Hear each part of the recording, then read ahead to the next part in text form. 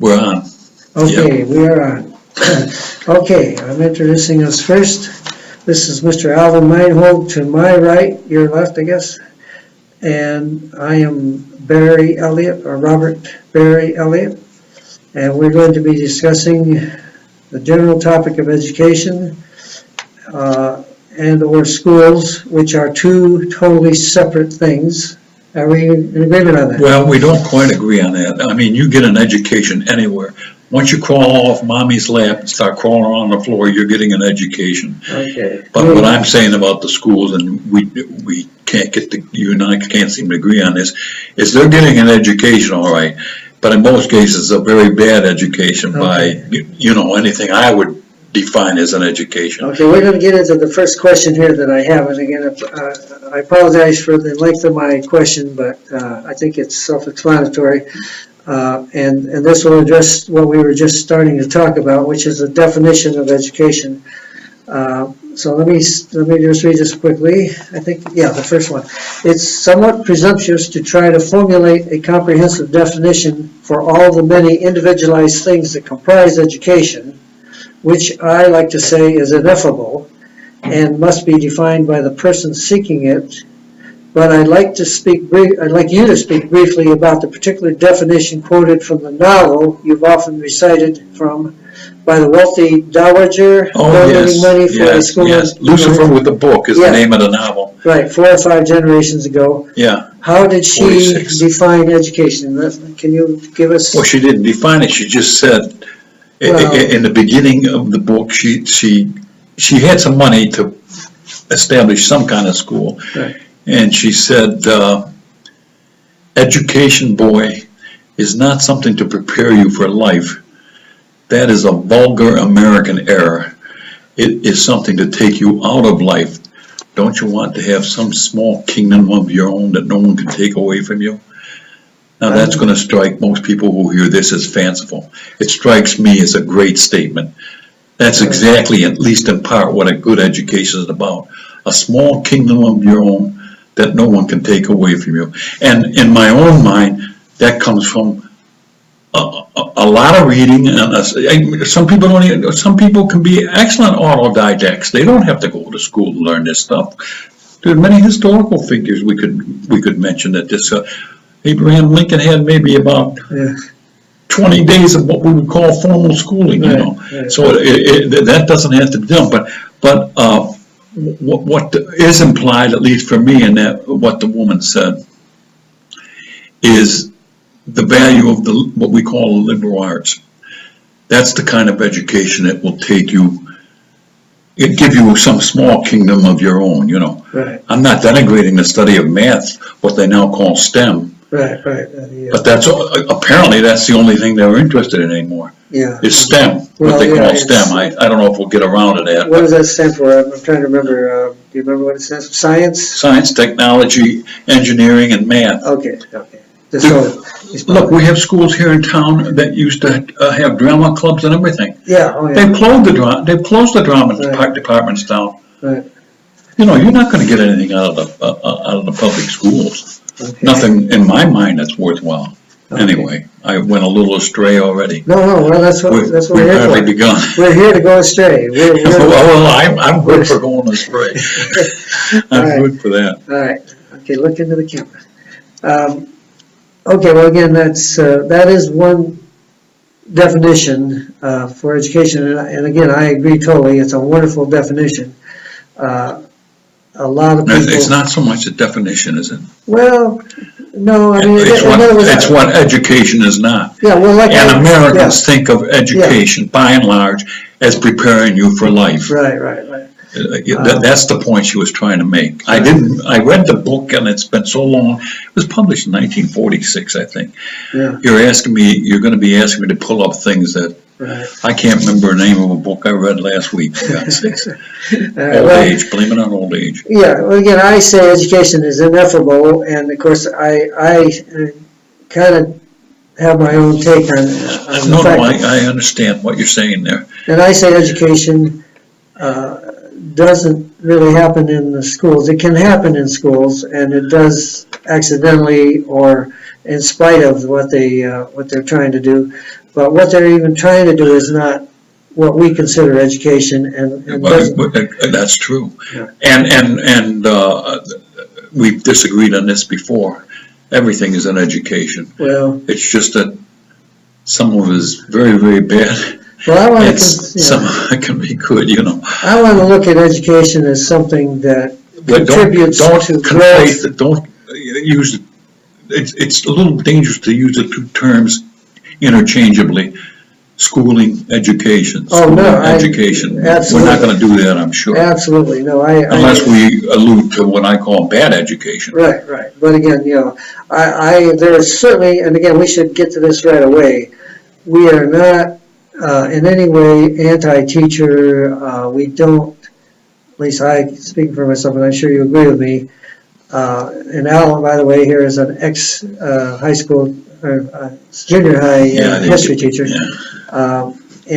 So we're not saying that, you know, there are some fantastic teachers out there, and in fact, I think we both agree that that's the only saving feature of schools, is the fact that teachers are willing to sacrifice and go to great lengths to try to save kids from what's How many times have I said to you that the hardest working people in this country are conscientious teachers, and there's many teachers who are conscientious. Nobody works harder than they do. Okay. I would make that argument with anyone. Right. Nobody. So, you know. We're not anti-teachers union, you know, we're not trying to establish. No, that ought to be clear. Yeah, that ought nonsense. to be clear. And, I think most of them are given an impossible situation, that's all. Now, I haven't been in the schools for over 40 years, so I can't speak from experience. Well, you know, I think you can speak from some experience, not only the experience you had, which is, I believe, is very similar to today's schools, experience in schools, but also you have a daughter who you know, oh yeah, she's a high school teacher. She teaches, and you know a great deal about the kind of experience she's had. And in fact, I wouldn't need her to say some of the things that I'm saying, you know. Right. I wouldn't need her. I just don't know what we're going to do about it. I'm talking now about Clark County schools. Now, of course, the people who can afford to send their kids off to Meadows and all that, they're not, you know. A private school. They're taken care of. Right. But the vast number of people are stuck in I don't want to name, no, it's not right to name the schools, but everybody who lives in the valleys know which schools they are. To begin with, they're almost war zones. Right. And to begin with, the people out on Flamingo Road, and they never have shown any interest in this, they think 40 kids in the class is the same as having 20 or 6. There are people on the national scene who say it doesn't matter how many kids are in these classes. Which is what, who was it that said that when he was running for president? What's his face? I can't even think of his name. Well, of course, Bill Gates and his wife say that. Yeah, exactly. There's any number of people who are in that, you know, who say that. If they say that and believe that, then at least on this issue, they are stupid. Yeah, well, I agree. And ignorant. Yeah. And I don't give a damn if it's Bill. For me to sit here and say reference Bill Gates that way seems ridiculous. Either, But on this issue, he and his wife are stupid and ignorant. Right. And they're not the only ones. Right. They're not the only ones. This guy did it best. I can't remember who you're mentioning about running for president. He says it doesn't matter how large the classes are. But a number of people say this. I got a total blank right now. But anyway, I should have said, I wanted to make sure that we're talking to a national audience here, okay? Really? Yeah, national, maybe international. So, no, this is going to go out. Many people in the international audience and the national audience know all these things. Oh yeah, well, but and again, it's common. But I wanted to say we are in Las Vegas, Nevada, and so when Al was talking about the EdShed, the people that run the school district here, and he's talking about the schools here, we're talking about not inner city schools. We're talking about some relatively middle class schools, I would think. Yeah. And still, which again, I want to bring up the point here, reinforce the point that things have not changed since you were teaching, not enough, not substantially, not significantly, whatever the word you want. Well, I'd be surprised if they haven't gotten worse in every respect of the word. Okay. That would surprise me greatly. But it's not, I don't have firsthand experience now. I only have, you read things. Right. And in my case, I do have the eldest daughter who's teaching high school. Yeah, it's. You only have to read the newspaper or look on the internet, with these Huffington Post or whatever. But I want to bring up my new metaphor that I just came up with a day or two ago, and it shows, illustrates for me what the school situation is really all about. I think that you can compare schools to a vehicle that's up on the blocks. So there's all this stuff going on and all these people coming up with these wonderful ideas and innovations, and the wheels are turning furiously, but the vehicle's not going anywhere because it's up on blocks. And that's, and of course I attribute that, and I think we both agree totally here, that is because of the compulsory attendance. And that's the main thing I want to get across, and I believe you would too. Compulsory attendance laws lock us into this situation where you have the powers that be who they're required by law to institute all these rules, regulations, and limitations, impositions, whatever you want to call them, on kids, on teachers, on parents. And as long as you have those laws, I believe that you cannot have any real change in schools. So school reform is a myth. It can't happen. It hasn't happened. And whatever, they come up with No Child Left Behind and all this stuff. It's not school reform. It's not reforming anything, in my opinion. It makes some changes, and usually, like you said there, it's for the worse. But anyway, I want to get Well, what I fear about the United States today, in any, certainly, it appears to be happening in this school district, and I would be very surprised if it wasn't happening in others, is there's X number of students who, no matter what the schools are like, just won't make it in school. I don't make any judgment about those kids. Right. I never did make any judgment about those kids. Some of those kids can go on to be good citizens, everything you would want them to be. But the fact remains is they don't count anymore. Right. For whatever reason that school doesn't fit them, they don't count. You send them there, you warehouse them, and when they turn 17 or 18, so to speak, you get rid of them. But did they ever count in schools, in any schools? Like if we're going back a century, did those kids ever really count? Because weren't they drummed out, or didn't they drop out? Because but it didn't matter. You go back a century. Right. I've been away from this stuff for so long, Barry, and like I say, I'm so old I can't even remember the names of the books I read last week. But at the turn of the century, the 20th century, in 1900, right, only 7% of the entire adult populace would have been high school graduates. Don't shake the table too much. 7%. Okay. And as a matter of fact, I think I'm right on this figure too. On the eve of the Second World War, at least America's entry into the Second War, 1939, 1940, let's say, only 39% of the American adult populace would have been high school graduates. But let's talk and about... the worst weren't considered failures. Well, and let's talk about what the actual literacy... The others, I should say. What was the literacy rate, though, back then, for those people? Isn't it lower now than it was then? Oh, boy, you're asking me a question to which I don't know the answer. I know that when World War II started and, we entered it, I know this quite certainly, that when young men, 17, 18, 19, 20 years old, came to sign up, there were large numbers of them that had to be taught how to read. Right. Right. That's my understanding. When I'm saying these things, I would appeal to anyone who cares for any reason whatsoever to listen to check it out. But most of them had been to school. That's our point. They had been at least to elementary and junior high probably.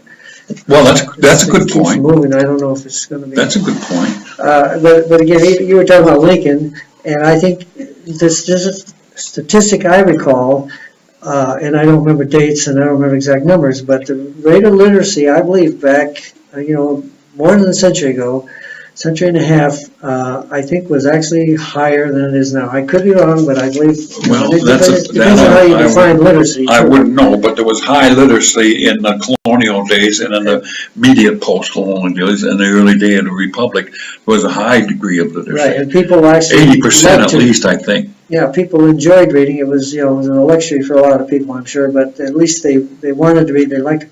Now, you take these kids that graduate from school. As far as literacy is you can't get them concerned. to open a book. They won't.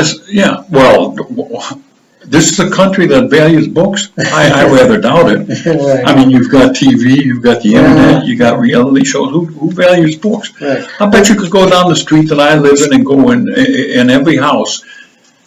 Oh, well, not excluding ours, of course, where there's about 10,000 books. But you could go in every one of those houses, and you might not find a book in any one of them. Yeah. And I'm not making any judgment about the people. Well, They're very nice people, yeah, right. nicer than I am, for example. But you wouldn't find a book in any one of them. agreed. Books, I mean, Right. who reads books? Yeah. Okay, I'm going to go on to my second question. Yeah, I got a get me stiff neck. rolling here, and It's I have killing to me. shut my mouth. My neck is coming. Okay, I believe I may have been the first to ask specifically why school in one of our conversations. Now there's actually a book or an ebook with the title Why School. Oh, and I forgot to write, you look up the guy's name. His last name is, I can't remember his name now. Anyway. That's the title of the book, Yeah, Why School? Why School. It's an ebook. It's not a hard copy. It's an ebook, I believe. Oh, I wouldn't be And he familiar has- with it then. He has a blog on education also. It's a new book that I discovered a few years ago. Anyway, how do you answer that question? Why school? How would I answer? Yeah, well, we've talked about Well, all you'd have to do is read the history of the mid-19th century, and you know who supported schooling. Many parents at that time said, no, I'm Right. not going to put up with They this stuff. opposed, Unless my history is bad, and it might be. No, They opposed this, compelling their kids to go to school. Well, for one thing, they had other things to do, including working the farm, Right. including working the farm. But these questions are important, but I think they've already been answered in the literature.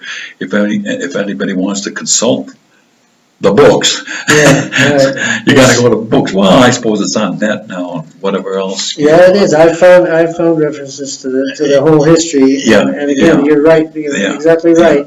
Well, anything we're saying is not new. Well, so why did the schools become? Why did we have compulsory attendance?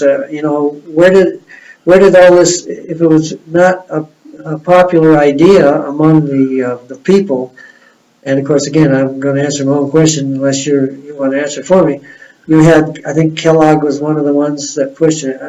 I can't remember all the names, but they were billionaires, or they were, they would be equivalent to a billionaire today. They were very wealthy people who, and they were religious mostly. And they pushed the idea because they wanted the Bible taught. They wanted people to be able to read the Bible. That was their whole, part of their reason. And another thing was for military, prepare young men for the military.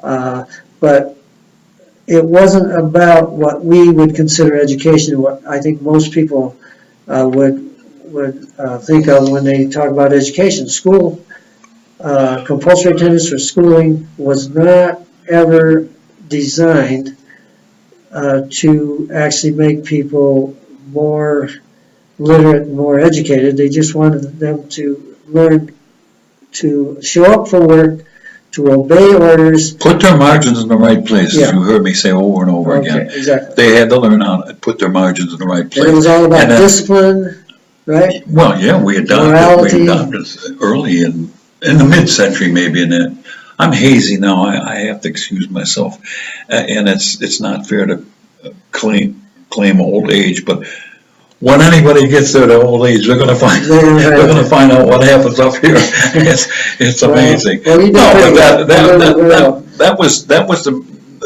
one of the main purposes of establishing schools, was it not? Yeah. You've read the history. Yeah, no, exactly. And again, it wasn't about what we would consider education, and I don't think it's what even most of the people who might watch this would consider education. Education is not supposed to be just behavior, good behavior. A good education should. No, of course. In fact, you should be. Don't forget, people profit from millions having bad educations. Okay, there we go. That's what we're trying to get to here, because there's some. They don't look at it that way. No, of course. People who support schooling and assume that all the benefits that accrue from that are not, I don't think, bad people. No, of course not. Bill Gates. They're like all of us, they're true believers, Right, yeah, they just believe. We happen to believe in that some of the things they believe is nonsense. Right. I suppose they return the favor. Well, I'm not quite sure where we're going with this, well, but let's follow up with my next I question. do wish there were alternatives. The other problem, of course, when you're talking about school attendance laws, compulsory school attendance laws, the other problem is, who knows, if it wasn't for the law, maybe half of them might have dropped out. But then the next chore for people like yourself and myself, I suppose, is how to not see that. Well, we wouldn't see it as stigma. They would be stigmatized. Well, again, that's where I think we disagree a little bit again too on that point. I really believe that if somehow we could get rid of the compulsory attendance laws today, you'd have very few students who would not be in school as long as the school was still there. And of course it would be, because again, most people believe. But that doesn't speak to my point of stigmatizing them. No, I know. Because you know what people do. I have friends and acquaintances who turn down their nose at anyone who hasn't graduated from high school or college now. Even nowadays, they're extending it to college. Of course, yeah, right. And of course, what of course is involved there in my mind is the kind of Gresham's law. Gresham's law was bad money drives out good. And the more you extend this schooling stuff into colleges and universities and PhD programs, bad learning and bad education is going to drive out the good. Right, exactly. I mean, I just throw that out there as an aside. Right. Well, that's true.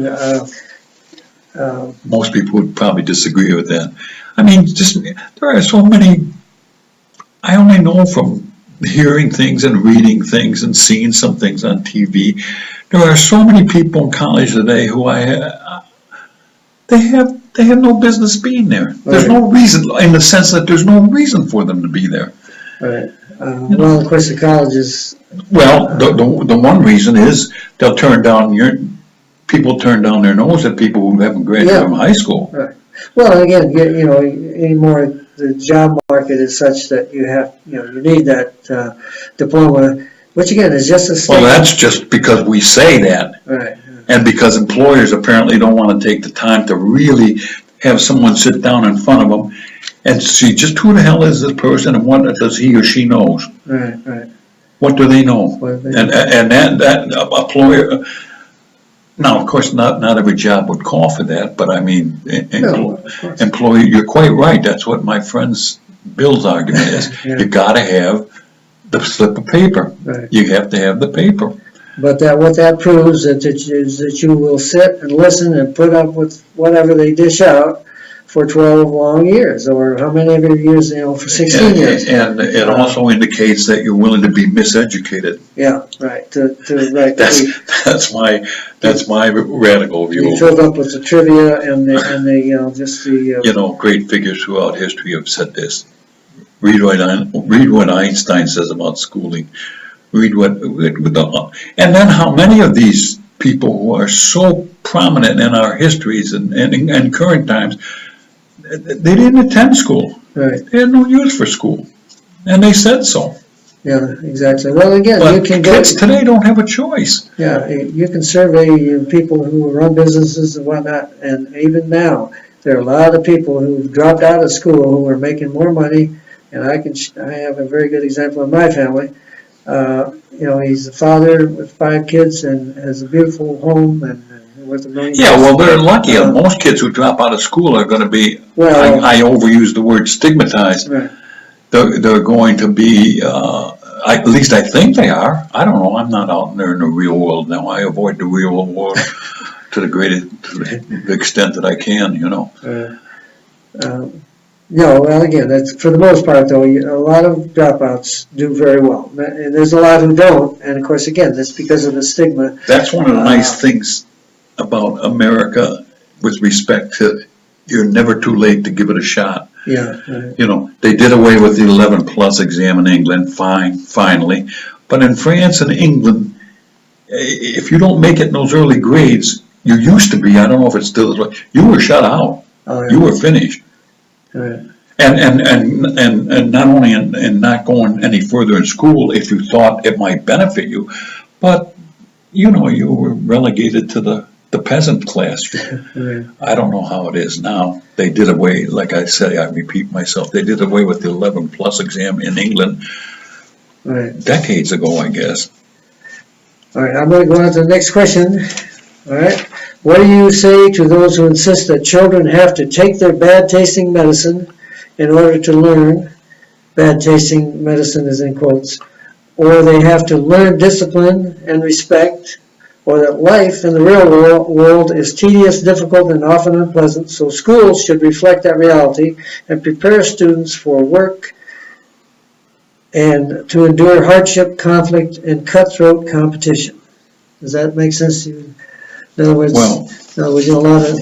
what do I say to people like that? Yeah, They're pathetic. Okay. I mean, that isn't going to win any arguments, but they're pathetic. Yeah. But that is an argument that is made. Well, it's That the is main an argument. argument that is made. It's the main argument. My wife raised them, I just laid around on the couch. We had 4 kids, as you know, and we never would have demanded anything like that. Right, right.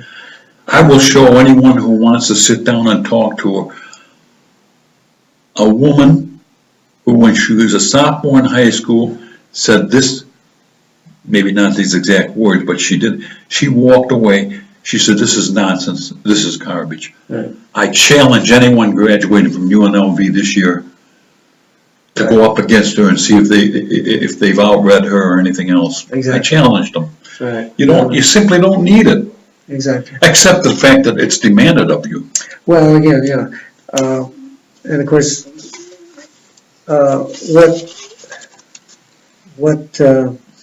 I got to get back to my notes here, but my question. I'm leading as far astray here, aren't I? Well, no. And I'm slurring words too, which my friends tell me I do all the time. Well, you're doing fine. No, I blame everything on old age. Now let me get away with that. Yeah.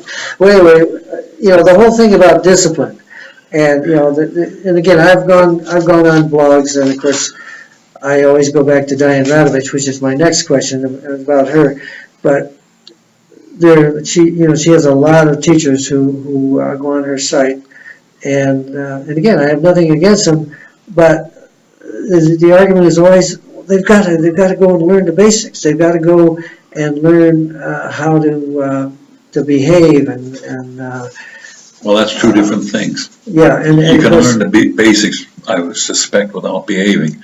Well, yeah, and of course, I always get back to the question. Whatever one wants to choose to call the basics, Right. I think we have always said that autonomy is critical, and for the most part, in schools, I don't believe that there's any way for children or teachers to have real autonomy, because again, you have to have what they call order, which is not what I would call, or I don't think you would call order. Yeah. It's certainly not order in the child's mind, and they're following orders, or else they're out the door.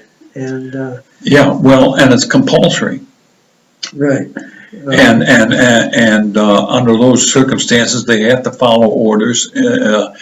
As a matter of fact, that's probably the only way to succeed in most schools is to make, well, the way I put it is put your margins in the right place, right.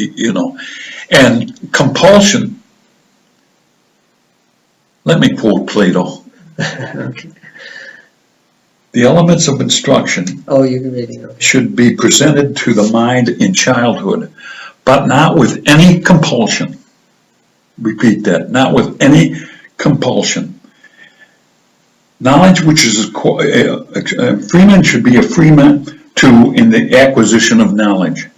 I hope I didn't get garbled there. Knowledge which is acquired under compulsion has no hold on the mind. Therefore, do not use compulsion, but let early education be rather a sort of amusement. This will better enable you to find out the natural bent of the child. Okay, We can go back all the way to the Greeks, there you who go. knew a lot more than we know, obviously. Apparently they did anyway. And what we're talking about, at least in part here, is compulsion. Exactly. Of course we're talking about compulsion, aren't we? Well, that's why I'm here, and I think that, that you agree with me on that.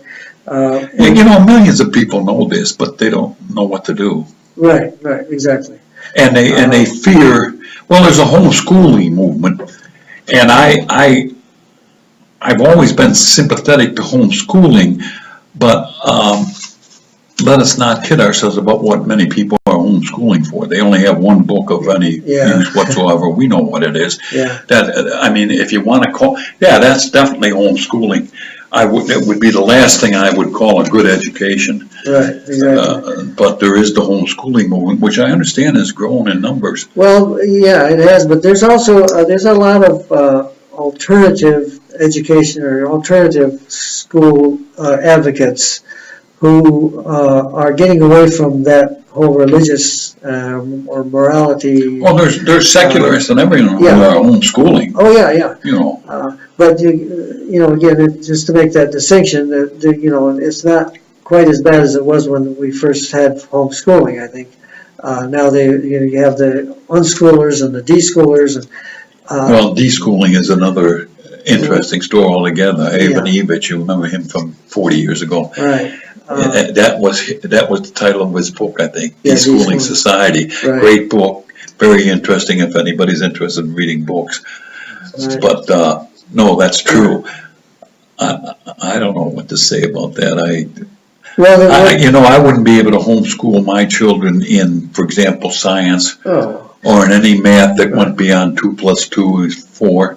Which again, that's what, again, I keep coming back to also, is that I'm not against schooling, or I'm not against kids, sitting down with a teacher or in a learning situation and getting whatever the person has to offer.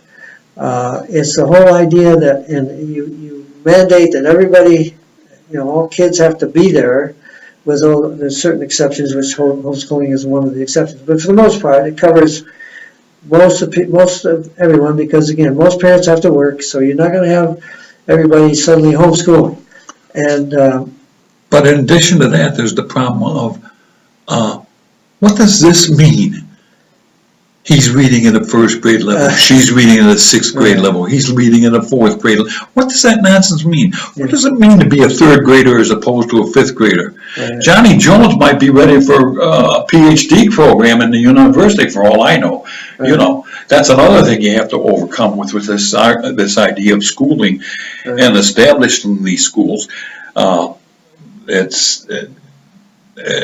It's related to what we're talking about, but I don't know if it's directly related. Well, of course it is. It all is. Yeah. Well, my argument, of course, is that these people are wonderful. They have they've created some wonderful schools, and I've read online, I've read books, and I'm sure you have some of the. We had the free school movement back when we were around and active. We had a preschool movement? No, free school. Free. Free. Yeah, now they got preschool. People want to put the kids in preschool. Well, that's another thing. Really? Yeah. I've read about it. Yeah, no, they pay big bucks even to get preschool ready for preschool. But whereas I think kids should be just running around and playing in the fields, right, if there are any fields to play in. Again, Dr. Peter Gray, who I recommend highly, talks a lot about the need for play for children, and he's extremely critical of schools. And he wrote the article, which is pretty easy to find online. It's under the Psychology Today blog. But Dr. Peter Gray said school is present. But now, again, at the same time, I've corresponded with him and I've gone on his blog, and to a person, they all say, but they insist that you can't eliminate the compulsion. You can't eliminate the law. And so, or they believe that even though you should eliminate the law, that we can't. And so you have all these people who are into the alternative movement. And again, they have some fantastic schools, but they only service a very tiny fraction of the public. Yeah, I imagine. And I consider that very elitist, and it really. Well, in fact, it turns out to be elitist. Well, I shouldn't mention, the schools in town here where you have to pay a of course. tuition or whatever it is. That you know who they get.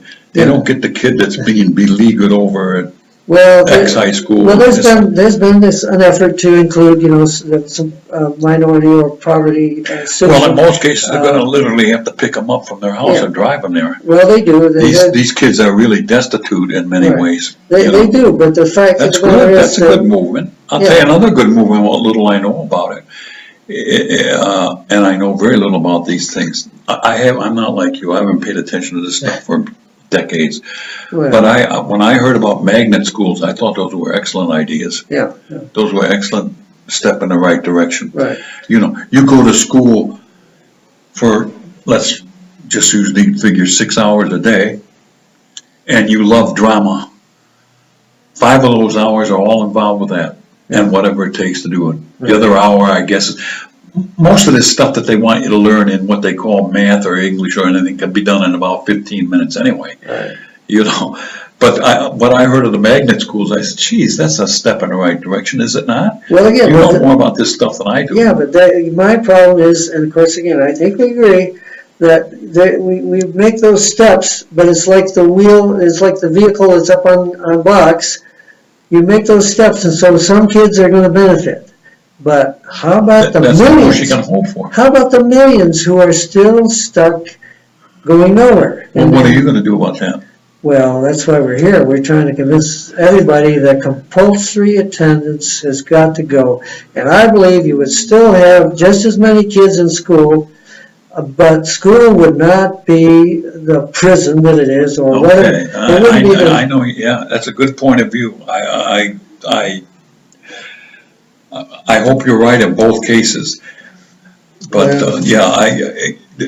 I do agree that if you did away with compulsory school attendance laws, you wouldn't lose that many students. No, and even if for various reasons, not necessarily all good reasons, but you wouldn't lose that many students. Well, even if you did, I'm not so sure it'd be such a bad thing, because again, school, no, I wouldn't either. I mean, we've long agreed with John Holt. School is bad for kids, and nobody wants to believe that. That's where we are. That's very, and when you believe that, which I do, and I thought he made his arguments on how children learn, and how children fail.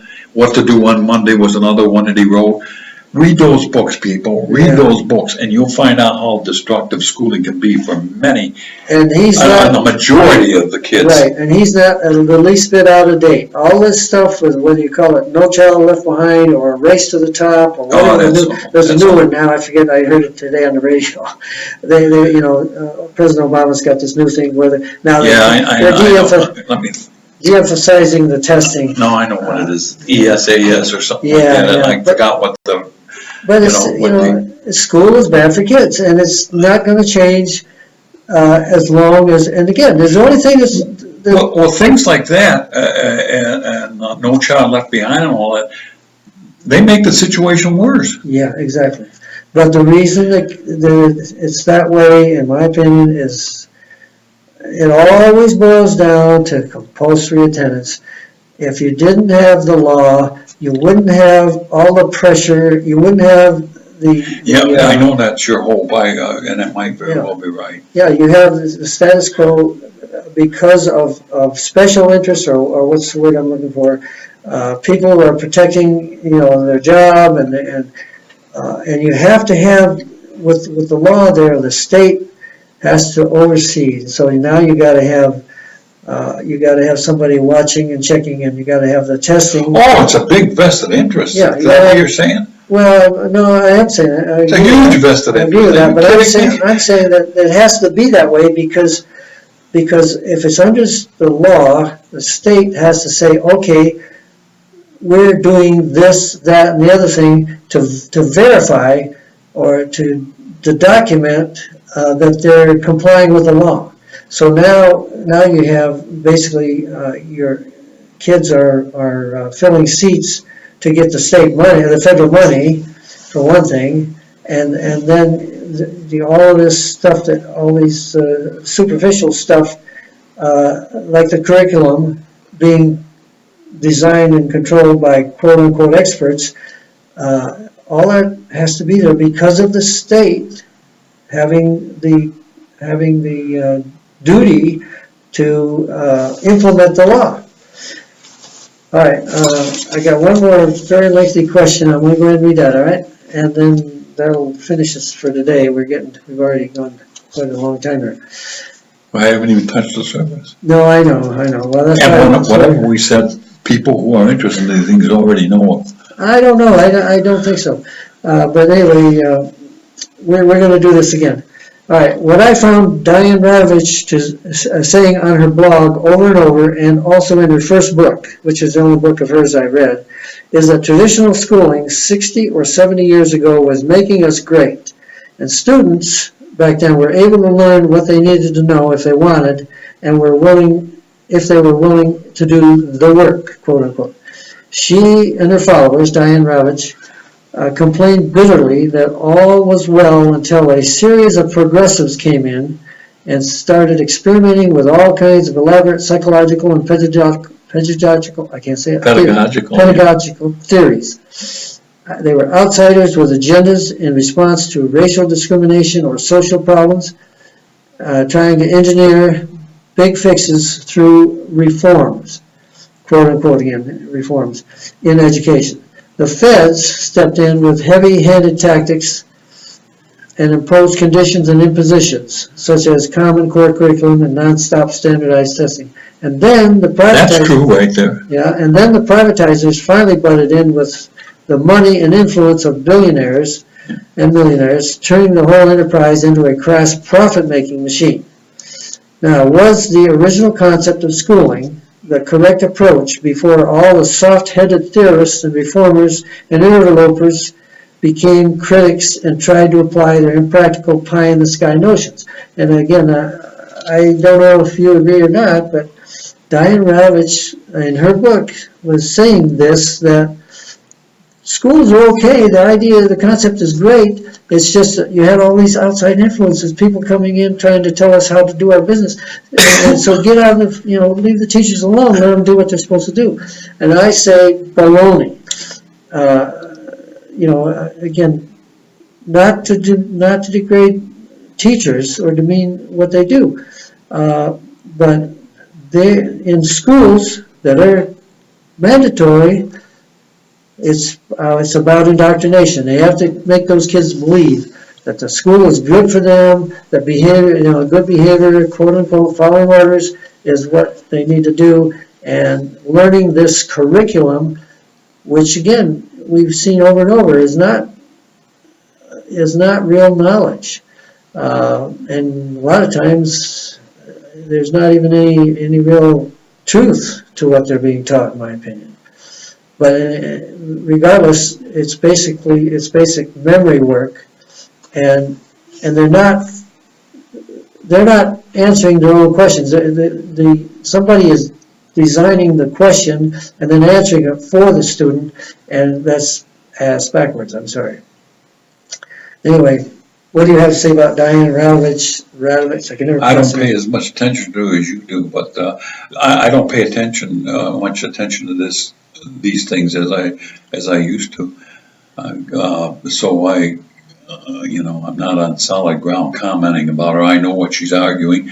The one thing that I praise her for is that she's I think she goes after these people who are demanding vouchers and all that kind of stuff, Yeah. doesn't she? Which I Well, agree that's one totally. good thing. I agree totally. That's one with good you. thing. Yeah, no, I've said doing, she's a she's hero. doing some good, you know. No, I've said she's a hero for fighting the way she has against privatization and all this with the vouchers and charter schools, which again, that's another system that. My problem, which you don't,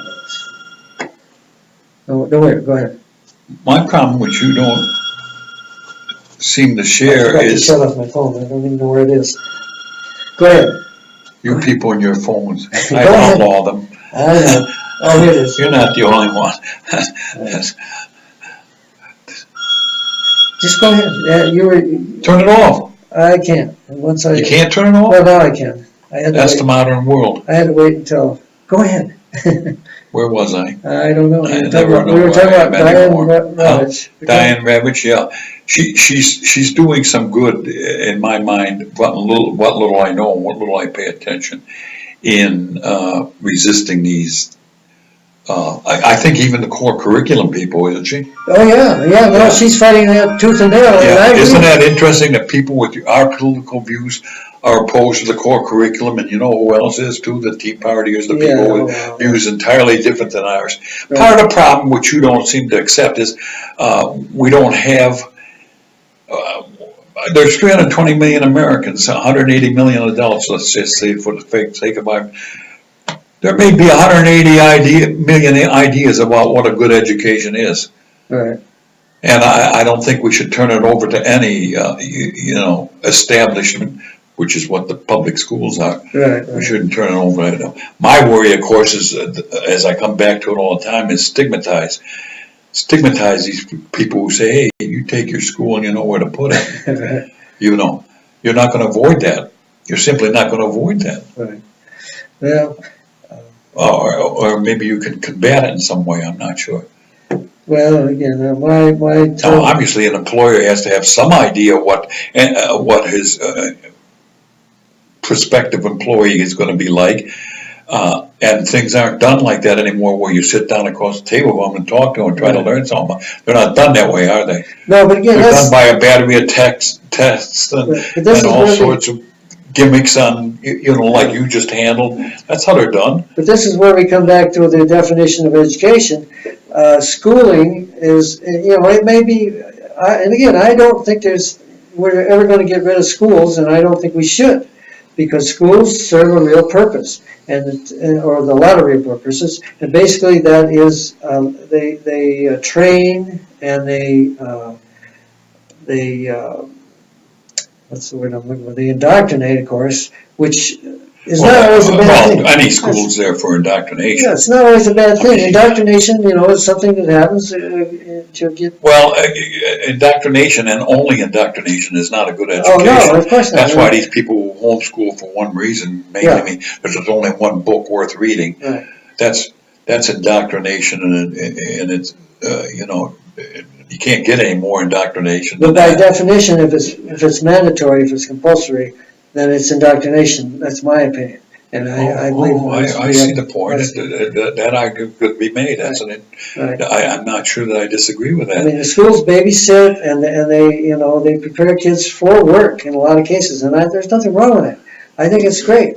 And socialization, that's the other thing I couldn't remember my list there, but socialization. But that's schools are there for that purpose, socialization and indoctrinating their students in the way that we do things. Yeah. In this case, American. You don't think somebody could have gotten away in a high school, let's say in the 1950s, 60s, 70s, 80s, teaching the merits of Marxism, do you? On contrary, and on the other side, corollary is you probably couldn't get away with teaching the values of capitalism if you were teaching public school in Moscow, for all I know. Yeah, sure. Right. Schools can't avoid. They're state institutions. Yeah, well, they can't avoid it. They can't avoid indoctrination. Again, that's why they shouldn't be it shouldn't be mandatory because it has to be that way. And once you eliminate the coercion, and once the kids are there voluntarily, and again, the parents might force them to go, but at least the parents are not being forced, It's a point, it's a then point. it's a whole It's a different point well ballgame. It's taken. a whole different ballgame. And that's the whole reason I'm here, and that's what I'm trying to point out. Well, at the same time, you have to not place value, in a sense, on a high school diploma or this diploma or that diploma. Well, yeah, Otherwise, the kids who say, Yeah. take it and shove it, are going to be handicapped. right. Well, you always, On merit, with no merit, they're gonna be Yeah. handicapped. well, I don't know if you're gonna be able to eliminate the whole. Unjustifiably, I guess is the word I was searching for. Right. I search Yeah, for words all the time now. I don't think we're gonna eliminate the whole certification thing, and I don't know if it's good or bad. And again, with respect to employment, I don't have that big a problem with it. Well, it seems to me that's one of the key things you have to do. But then again, that's where we distinguish education from training. And what, again, what schools do is That not, doesn't matter if you and I make that distinction, and I don't make a complete distinction between them.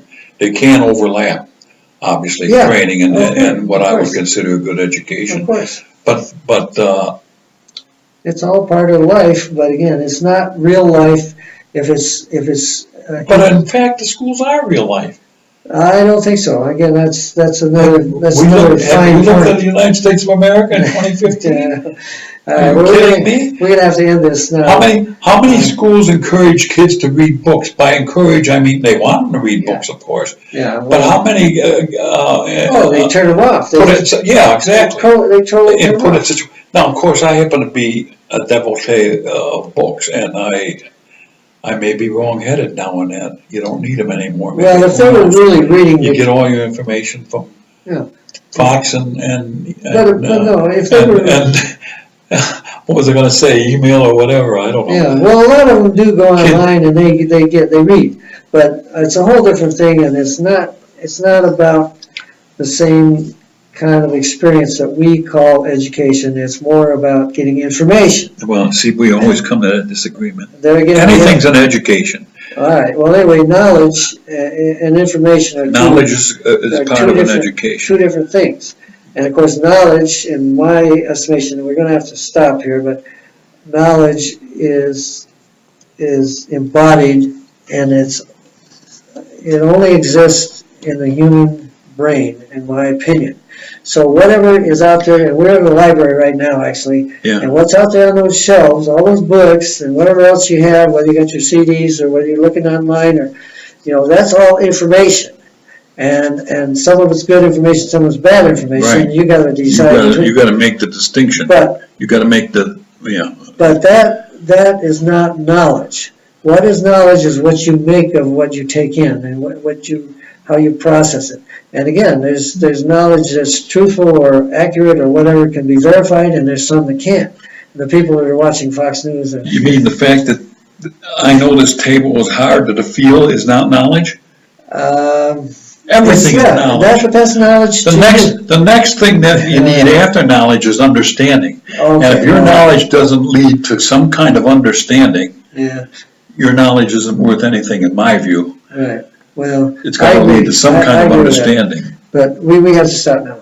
Really? You're 53 minutes, and I have 53 minutes, I no have to go to the kidding. bathroom. Yeah. Somebody's going to listen to this for 53 minutes? We're going to do this again. Yeah, they're going to I listen. have my doubts. All right, well, we'll find out. But anyway, bye-bye. We will do this again. This is going on YouTube, and it's going to go on my site. Yeah, I hope I didn't slur too many words in that. My friends You did wonderful. tell me that, and like I listen to say, it. it might not be fair to blame it on old age, but Okay, in I'm fact, gonna I'm set it convinced up. that's part of it. Okay, thank you. Bye.